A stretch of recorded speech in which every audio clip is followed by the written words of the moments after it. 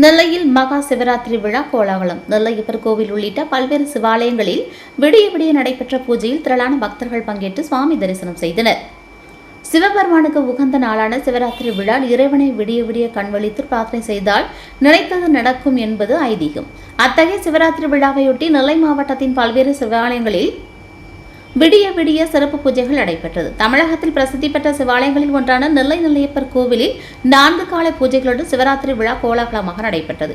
ஆயிரக்கணக்கான பக்தர்கள் கோவிலில் ஒன்று கூடி வழிபாடு நடத்தினர்.